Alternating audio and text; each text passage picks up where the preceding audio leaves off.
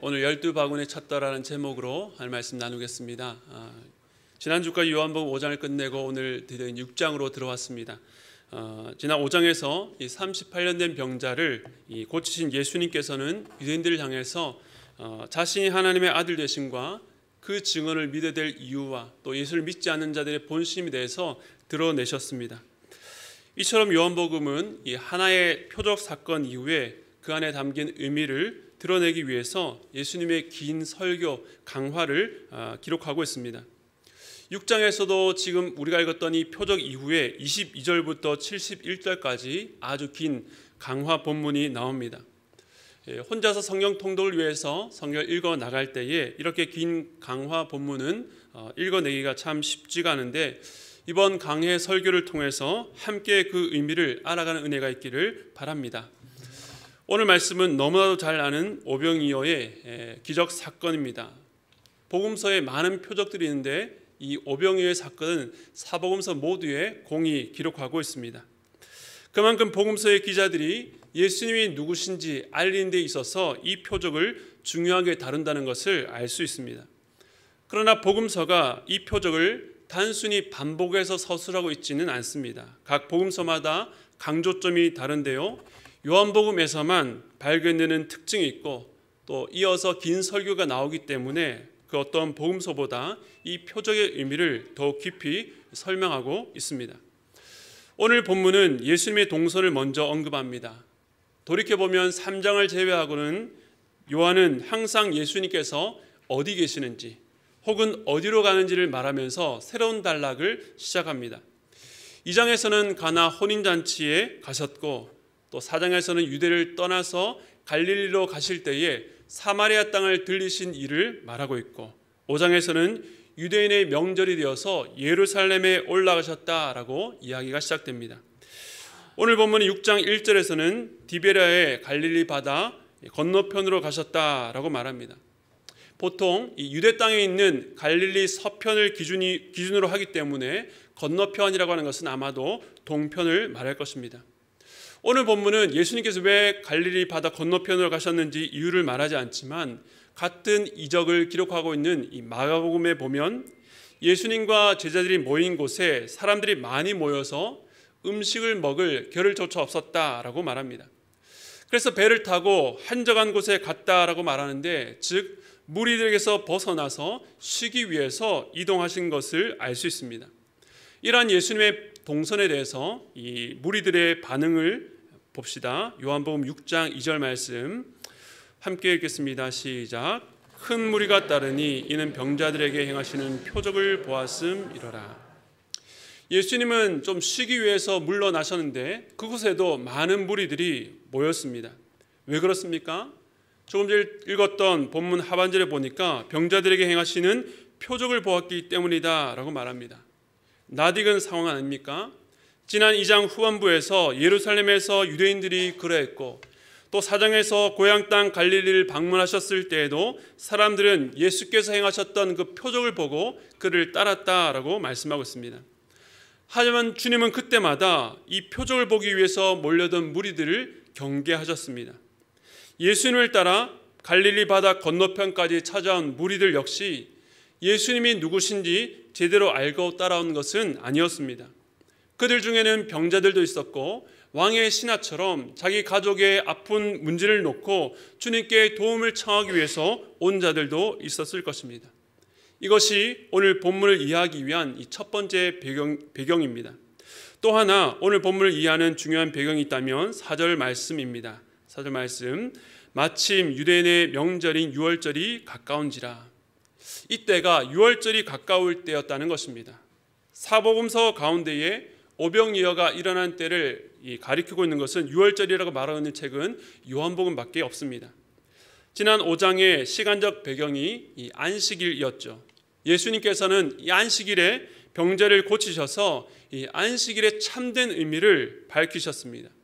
즉 예수님께서 장차 완성할 안식은 38년 된 병자가 그 병에서 해방된 것처럼 죄에 얽매였던 자들에게 참 자유를 주실 것을 보여주신 것입니다. 오병이어 사건을 이 유월절과 연결시킨 것은 이 표적의 참된 의미가 유월절의 의미와 맞닿아 있기 때문입니다. 이처럼 구약의 모든 절기는 예수 그리스도를 가리킵니다.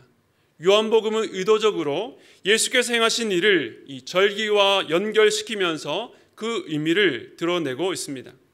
유월절의 의미가 무엇입니까? 어린 양의 희생과 출애굽입니다. 바로 이스라엘의 구원입니다.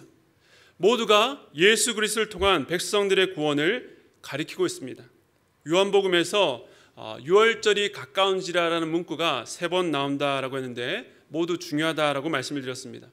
첫 번째는 2장에서 성전을 정화하기 위해서 예루살렘에 가셨던 때였습니다. 그때 예수님께서 너희가 이 성전을 헐라 내가 사흘 동안에 일으키리라 라고 말씀하셨습니다. 여기서 성전이란 눈에 보이는 건물이 아니라 자기 육체를 가리켜 하신 말씀이었습니다. 즉 유월절이 가까운 때에 행했던 이 성전 정화는 장차 예수 그리스도의 죽으심과 부활을 통해서 성전이 완성된다는 것을 보이신 것입니다.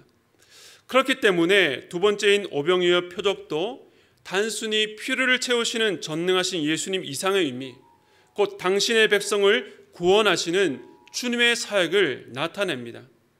광야에서 이스라엘 백성들을 만나러 먹이셔서 그들에게 생명을 주셨던 것처럼 예수님께서는 이 땅에 교회를 위한 생명의 양식을 주신다라고 하는 것입니다. 두 가지 배경을 말씀드렸습니다. 병자를 고치시는 표적을 보고 예수님이 가시는 곳마다 따라다니는 많은 사람들이 유월절이 가까운 때에 모였습니다. 이때 예수님의 반응을 보겠습니다. 5절 말씀 우리 함께 읽겠습니다. 시작.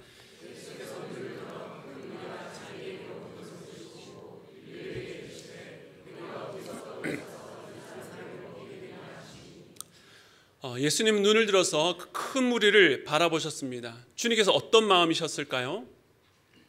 병행 본문인 마가복음 6장 34절 이렇게 말합니다. 예수께서 나오사 큰 무리를 보시고 그 목자 없는 양 같음으로 인하여 불쌍히 여기사 이에 여러 가지로 가르치시더라. 예수님은 그들 보시고 불쌍히 여기셨습니다. 그들 중에는 절실한 문제를 안고 나온 이들도 있었고 또 어떤 사람들은 구경꾼과 같이 무언가 신기한 것을 보려고 모여든 이도 있었습니다. 그 많은 사람들이 뒤섞여 있었지만 아직은 예수님에 대한 바른 이해가 없는 무리들이었습니다. 그러나 그들의 목적과 의도와는 별개로 주님께서는 그들을 보실 때에 불쌍히 여기셨습니다. 그들 안에 목자 없는 양같이 살 길을 찾아 헤매는 방황을 보셨던 것입니다. 사랑하는 성도 여러분, 우리 주님은 우리를 긍휼히 보십니다.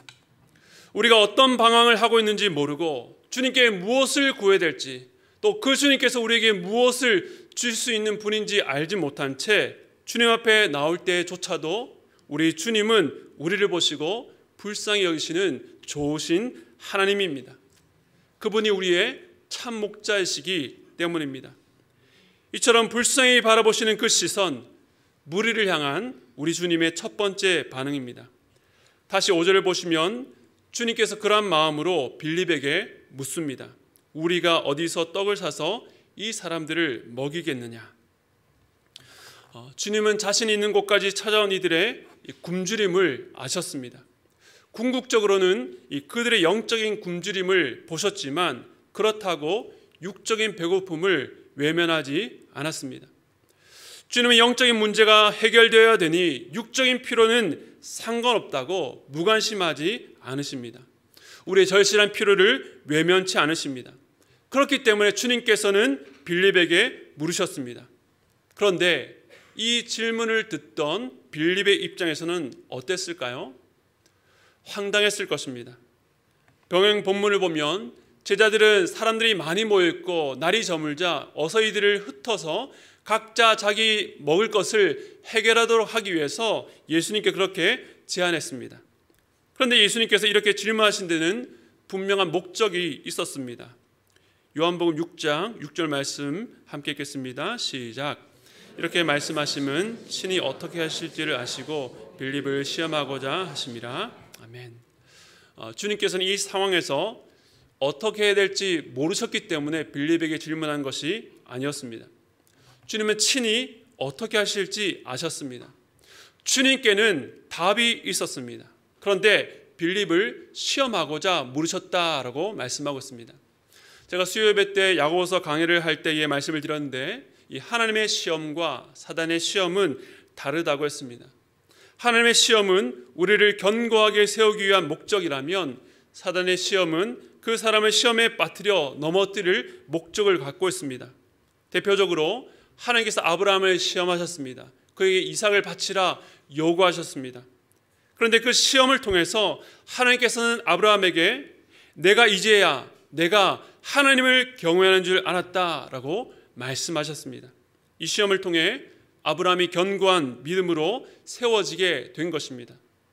반대로 가룟 유다는 사단의 시험, 유혹 앞에 무너져서 그 예수님을 은전 30돈에 팔아버렸습니다. 예수님께서 빌립을 시험하고자 물으신 것도 마찬가지입니다. 결코 그를 곤란에 빠뜨리기 위해 하신 것이 아니라 이 일을 통해서 빌립을 더 견고한 믿음의 자리로 올려놓기를 원하셨기 때문입니다. 우리 역시 살아가면서 이런 시험의 자리에 서게 될 때가 있습니다. 내가 풀기에 곤란한 문제 앞에서 내 능력으로는 도저히 풀 수 없는 문제 앞에 서 있는데 하나님께서 우리에게 물으십니다. 어떻게 하면 해결할 수 있겠니? 너는 어떻게 할 거니? 우리는 당황합니다. 그런데 그때 우리가 가장 먼저 기억해야 될 것이 무엇입니까? 나에게는 답이 없지만 주님께는 답이 있다는 사실입니다. 주님께서 답이 없어서 우리에게 해결 방법을 요구하신 것이 아닙니다. 그렇기 때문에 어떻게 됩니까? 내게 그것을 풀 수 있는 능력과 경험이 없을지라도 믿음의 눈으로 그 일을 바라보아야 한다는 것입니다. 믿음의 눈으로 주님의 질문에 답할 준비를 하셔야 된다는 것입니다. 믿음의 눈으로 바라본다는 것이 무엇입니까? 내 역량과 내 지식이 아니라 그 질문을 하신 주님의 눈으로, 그 질문에 대한 해결 방법을 이미 알고 계신 주님의 눈으로 그 문제를 바라보는 것입니다. 그런데 빌립에게는 그런 믿음이 아직 없었습니다. 빌립의 대답을 보겠습니다. 7절 말씀 함께 읽겠습니다. 시작.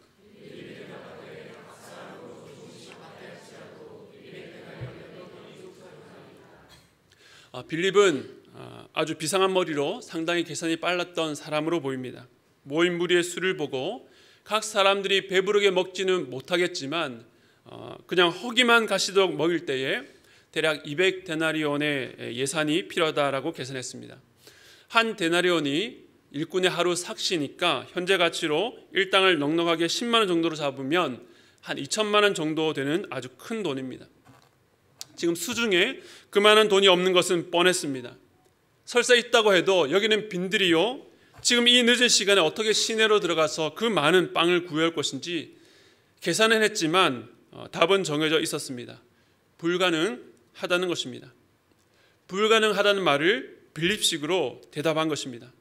200데나리온의 떡도 부족하다는 것입니다.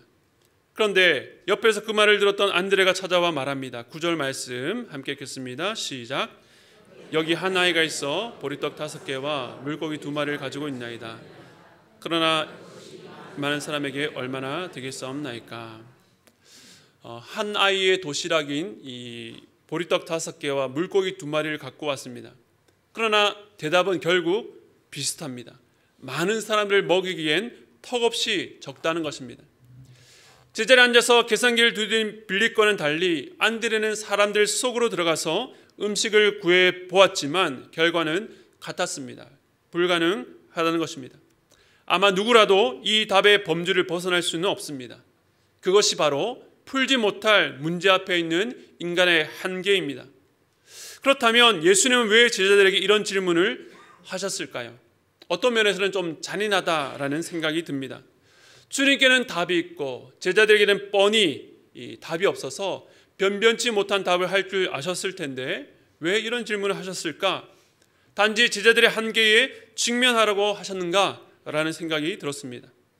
그런데 주님은 단지 제자들을 좌절시키려고 그런 질문을 하신 것이 아니었습니다. 무엇보다 예수님께서 이 질문을 물 위에 있는 아무에게나 하신 것이 아니라 제자들에게 하셨다는 것이 중요합니다. 왜 그렇습니까? 그들이 예수님의 제자였기 때문입니다. 비록 지금은 예수님과 함께 먹고 마시고 또 가까이에서 주님의 말씀을 듣고 주께서 행하신 일을 가장 가까이에서 직접 보면서도 아직 주님에 대한 바른 이해에 이른 것은 아니었습니다.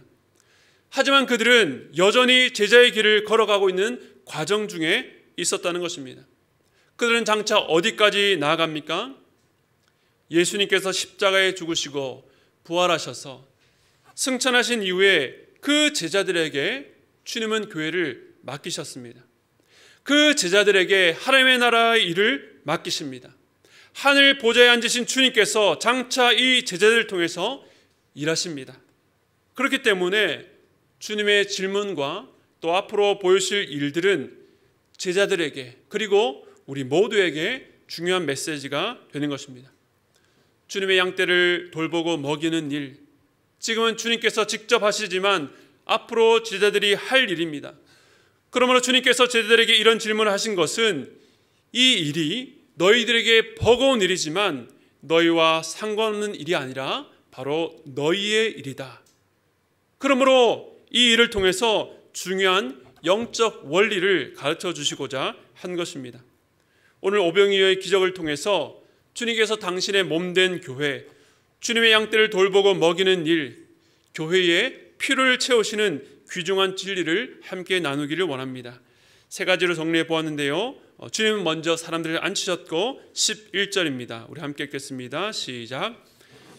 떡을 가져 축사하신 후에 앉아있는 자들에게 나눠주시고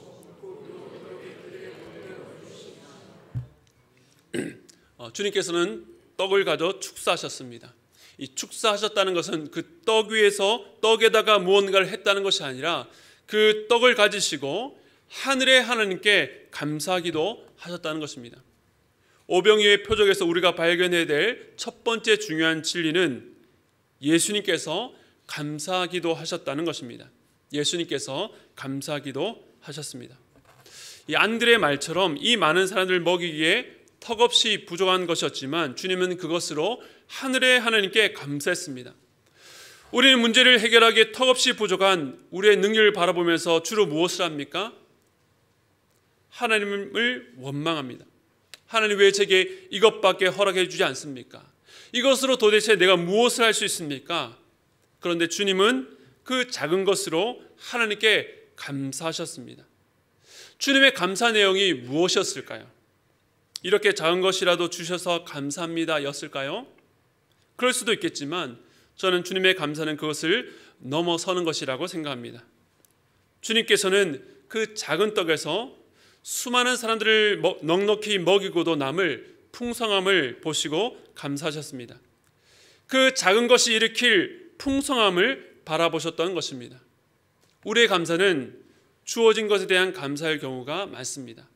물론 그것도 귀합니다. 왜냐하면 사람들은 주어진 것에도 감사하지 않기 때문입니다. 그런데 우리의 감사는 그것을 뛰어넘어야 합니다. 우리에게 있는 작은 것을 통해서 하나님께서 장차 일으키실 일에 대한 감사로 나아가야 되는 것입니다. 지금은 보이지 않고 모두가 불가능하다라고 말할지라도 앞으로 주님께서 이루실 일을 소망 가운데 바라보며 감사할 수 있습니다. 여러분의 현실을 뛰어넘어 일하실 것을 기대하며 감사하는 여러분 되시기를 주님의 이름으로 축복합니다. 지금 우리가 소유한 것이나 내가 가진 실력이 내가 하고 있는 일이 혹은 우리의 자녀들을 바라볼 때에 낙심이 될 수도 있습니다. 그러나 그것을 주님께 올려드림으로 하나님께서 이 적은 것을 통해서 이루실 일을 기대하며 감사함으로 나아가시기 바랍니다. 첫 번째, 주님의 표적은 예수님의 감사 기도에서 시작했다는 것입니다. 예수님께서는 감사 기도 후에 앉아있는 자들에게 떡을 나누어 주셨습니다. 다른 복음서를 보면 모두가 떡을 떼어서 제자들을 통해서 나누어 주게 하셨는데 이 요한복음에서만 예수님께서 나누어 주셨다라고 서술합니다. 떡을 떼어 나누어 주신 분이 다른 누군가가 아니라 바로 예수님 자신이라는 것을 강조하려는 것입니다. 나중에 예수님의 강화에서도 강조하지만 이 떡을 줄 수 있는 분은 오직 예수 그리스도 한 분뿐입니다. 아무도 이를 대신할 수 없습니다. 여기서 기억해야 될 두 번째 진리가 있습니다. 두 번째는요, 예수님께서 공급하십니다. 우리 주님만이 주실 수 있습니다. 우리 교회가 작년 4월에 개척하고 오늘에 이르기까지 교육자들과 많은 성도들의 눈물과 기도 헌신이 있었습니다. 개척 준비팀부터 운영위원회까지 장소를 찾고 인테리어 공사와 그 이후에 교회의 여러 부서들과 조직을 세우고 지금까지 살림을 해오시는데 애를 참 많이 쓰셨습니다. 예꿈, 예담, 예빛, 우리 주일학교에 헌신된 교사들이 교회로 몰려드는 아이들을 주님의 마음으로 돌보고 양육했습니다. 24분의 순장님들이 영혼의 목양자로 각 다락방을 주님의 몸된 교회로 세우는데 헌신하셨습니다. 처음 손발을 맞춰보는 우리 교육자들이 몸과 마음을 다해서 성도들과 교회를 충성스럽게 섬겼습니다. 주일이면 이른 아침부터 수고해 주시는 여러 성도들의 수고와 섬김이 교회 곳곳에 있습니다. 카페 봉사팀, 안내부, 찬양팀, 찬양대, 새가족부, 방송팀, 재정부, 주일학교 교사들과 스태프들, 빠진 부서 없죠. 혹은 어떤 부서에 속하지는 않았지만 주일 오후에 교회를 정리하는 곳에 가보면 묵묵히 청소하시면서 섬겨주시는 귀한 성도들의 섬김을 통해서 교회가 세워졌습니다. 참 귀하고 감사합니다. 이처럼 많은 분들이 교회를 위해서 애쓰고 수고하시는데 그 모든 수고와 섬김의 원천은 어디에 있습니까? 누가 공급하십니까? 바로 예수 그리스도께로부터 왔습니다. 우리 베드로전서 4장 11절 말씀 함께 읽겠습니다. 시작.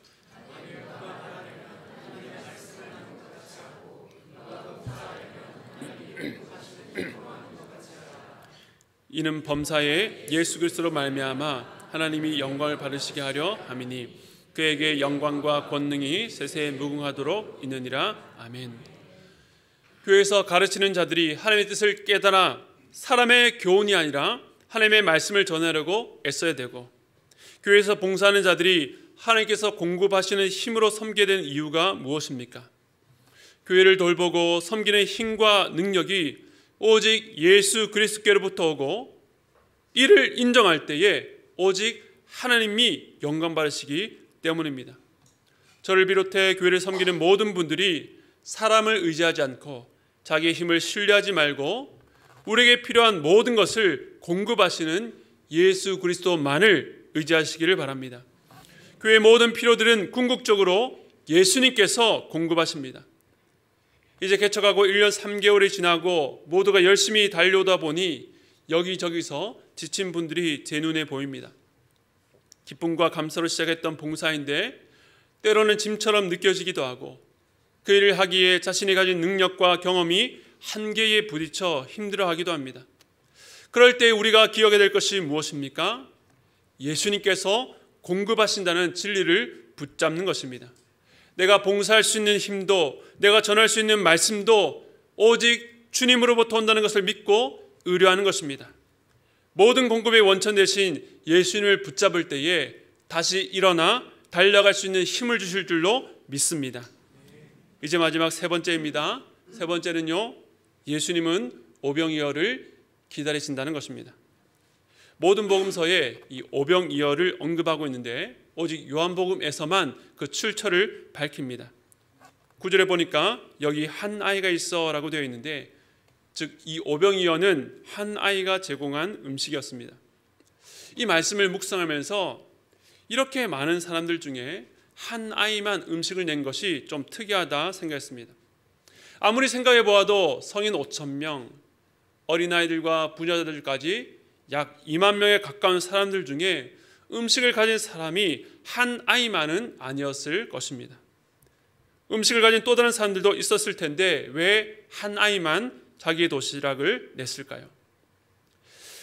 그러나 그것이 이 많은 사람에게 얼마나 되겠사옵나이까?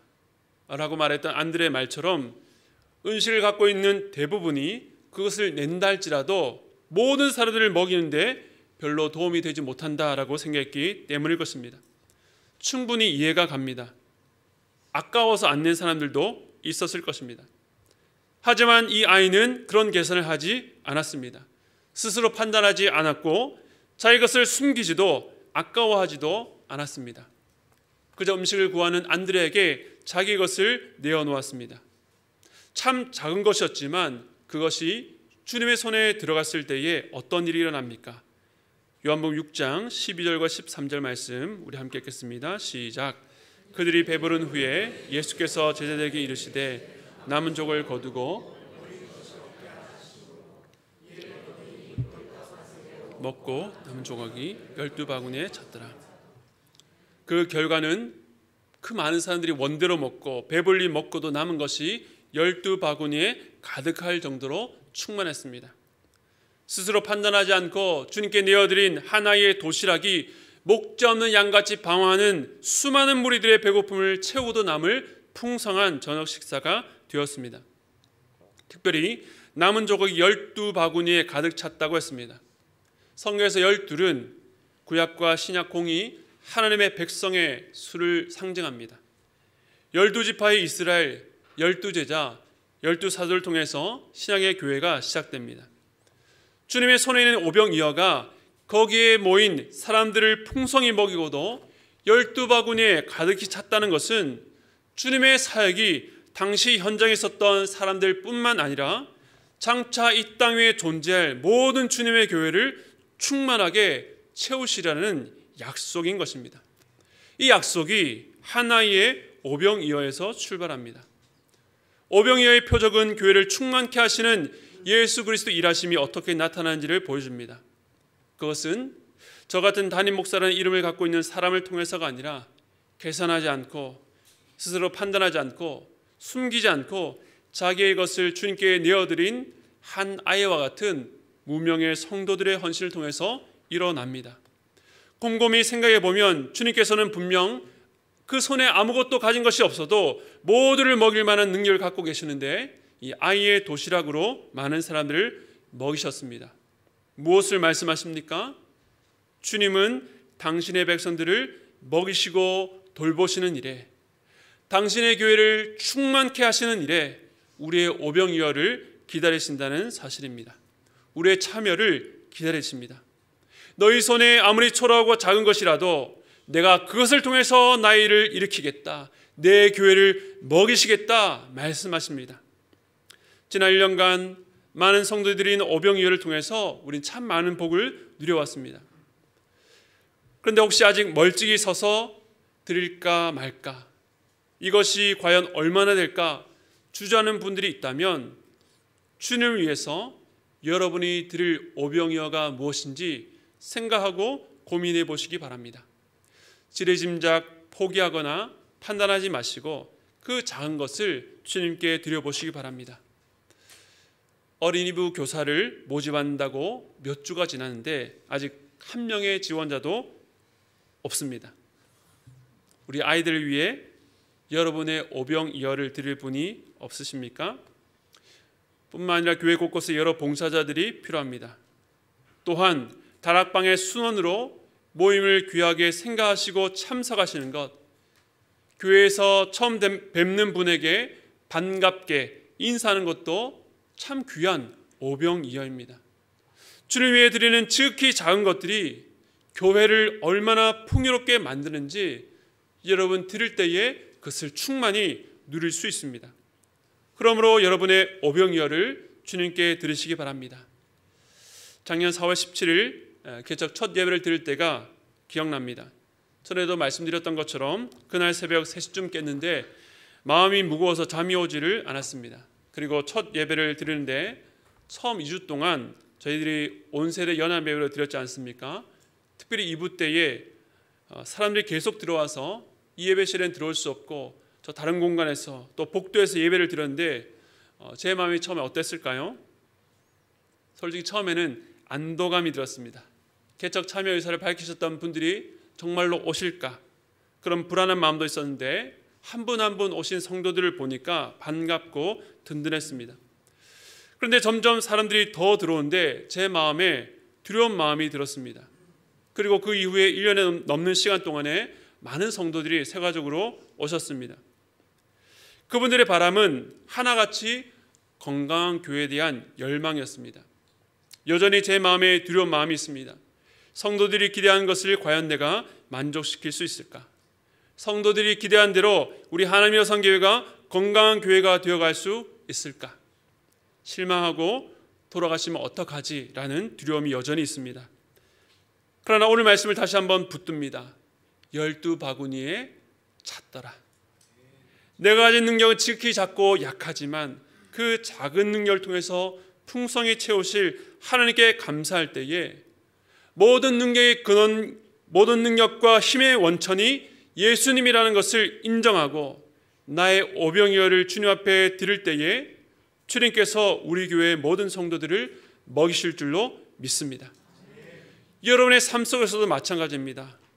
오병이어의 기적을 통해서 우리에게 보여주신 이 세 가지 진리, 하나님께 감사하기도 하는 것, 모든 공급은 예수님께 있다는 것, 그리고 우리의 작은 헌신 오병이어를 통해서 그 놀라운 풍성함을 이루신다는 것, 그것을 붙잡고 믿음으로 주님 앞에 나아갈 때에 하나님의 놀라운 일하심을 경험하는 저와 여러분 되시기를 간절히 축원드립니다.